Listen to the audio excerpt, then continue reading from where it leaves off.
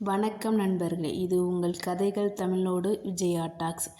இன்று நாம் பார்க்க போவது உண்மைக்காக காத்திரு என்ற அழகான ஜென் கதை.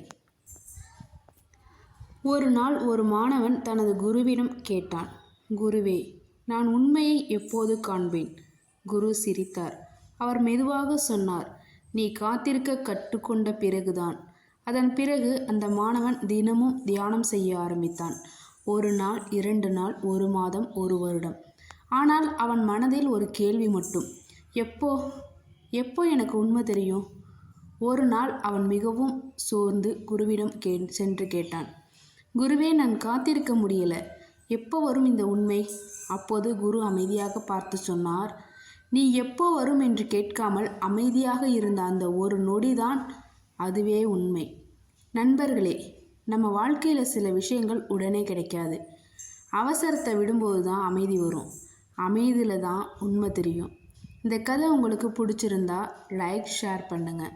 மேலும் இப்படி வாழ்க்கை பாடங்கள் தெரிந்து கொள்ள கதைகள் தமிழோடு விஜயா டாக்ஸ் சேனலை சப்ஸ்கிரைப் பண்ண மறந்துடாதீங்க. நன்றி. மீண்டும் சந்திப்போம்.